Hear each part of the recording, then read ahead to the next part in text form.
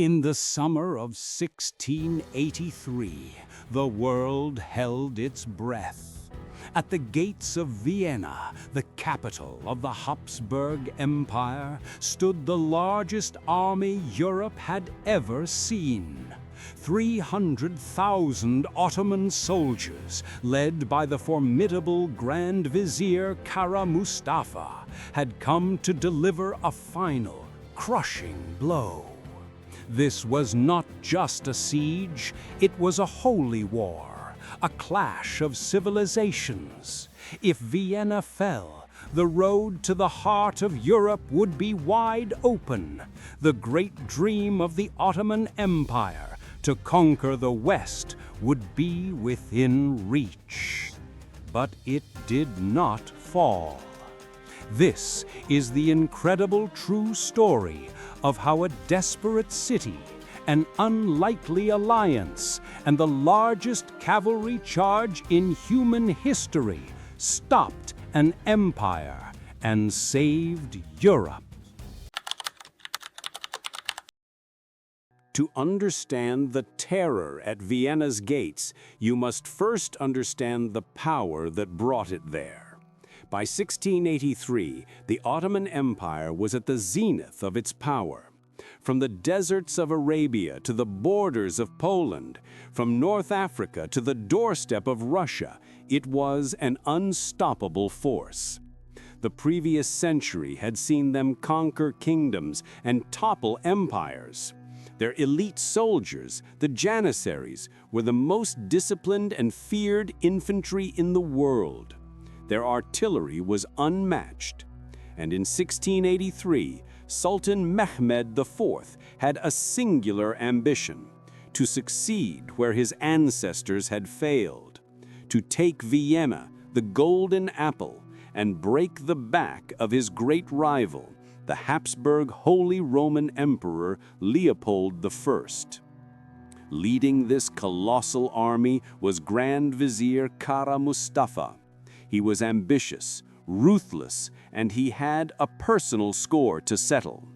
He marched north with an army so vast it was described as a city on the move.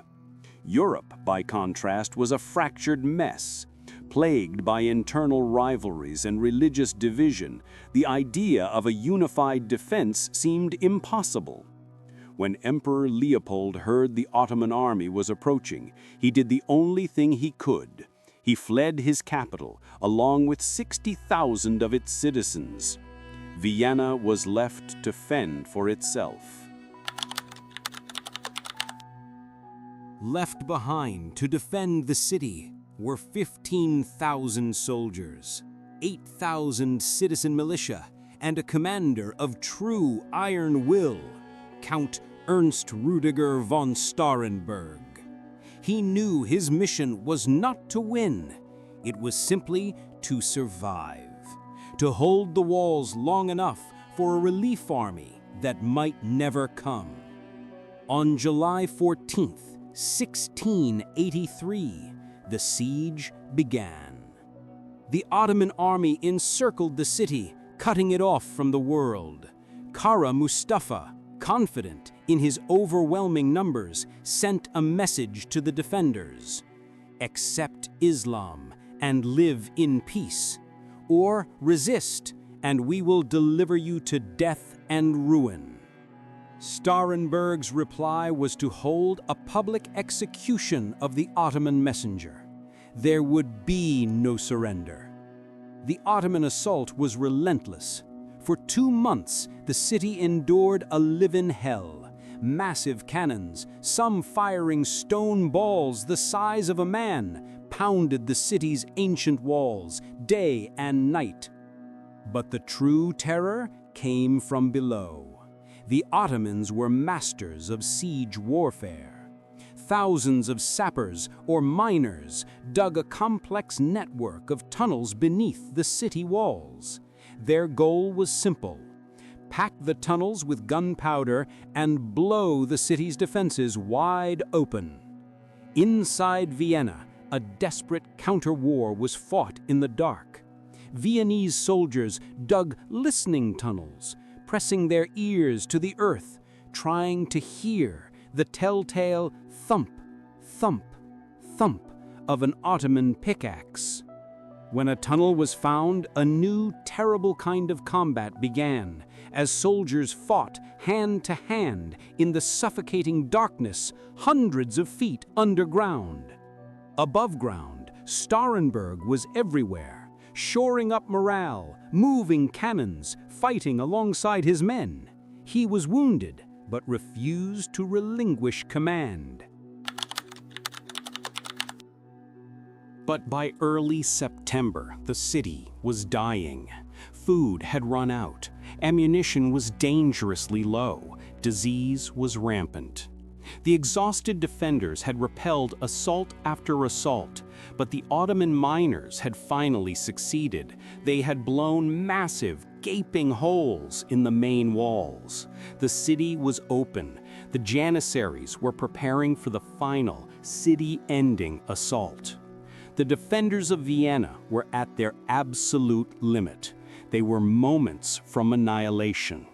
If you're finding this story as incredible as we do and want more epic history brought to life, hit that subscribe button. You don't want to miss what happens next. On September 8th, Starhamberg sent up his last desperate signal flare from the top of St. Stephen's Cathedral. It was a plea for help. And this time, someone answered. While Vienna burned, a miracle of diplomacy had occurred. Pope Innocent XI had succeeded where emperors had failed. He had forged a holy league, an alliance of Christian states dedicated to one purpose, saving Vienna. And at its head was the most unlikely savior of all. A man who despised the Habsburg emperor, but who understood what was at stake. His name was Jan III Sobieski, the king of the Polish-Lithuanian Commonwealth. Sobieski was a warrior king, a man who had spent his life fighting. He knew the Ottomans, he knew their tactics, and he knew that if Vienna fell, his own kingdom of Poland would be next. He honored the treaty. In a logistical marvel, he gathered his army and marched south at incredible speed, uniting with German and Austrian forces along the way. They marched through the dense, dark woods of the Vienna Woods, a terrain the Ottomans believed was impassable for a large army. On the night of September 11th, Kara Mustafa made his fatal mistake. He had become so obsessed with taking the city that he ignored the relief army. He believed they were a minor threat. He left only a fraction of his army to guard his rear, keeping his elite Janissaries focused on the final assault of Vienna. From the heights of the Kahlenberg, a hill overlooking the city, Jan Sobieski and the commanders of the Holy League looked down. They saw two battles. One, the last desperate fight at the city walls. The other, the vast, sprawling Ottoman camp. Sobieski knew he had to strike now, or all was lost. The morning of September 12th, 1683, began with a battle for the heights. For 12 hours, the Holy League's infantry fought a brutal, slogging match, pushing the Ottomans down the slopes back towards their own camp. Kara Mustafa, realizing his error too late, desperately tried to reposition his troops. He pulled his Janissaries back from the walls of Vienna, the city they were this close to taking, and turned them to face the new threat. But it was chaos. The terrain was broken. The Ottoman lines were in disarray. By 5 p.m., the sun was beginning to set. The Holy League's infantry was exhausted, but they had done their job. They had cleared the fields. Sobieski now sat on his horse at the top of the ridge. Beside and behind him was the one thing the Ottomans were not prepared for, the heavy cavalry. 18,000 horsemen in a line stretching for miles, and at their very center, the tip of the spear, were 3,000 of the most terrifying cavalrymen on earth, the Polish Winged Hussars.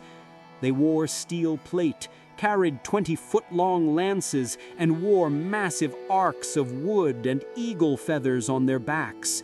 These wings weren't just for show. They were designed to create an unearthly, screeching noise as they charged, a sound that shattered the morale of enemy infantry and spooked their horses. Sobieski raised his saber.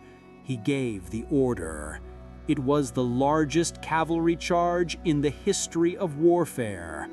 18,000 men and horses descended the slope like an avalanche of steel. They hit the disorganized Ottoman line not as a wave, but as a hammer. The sound was deafening.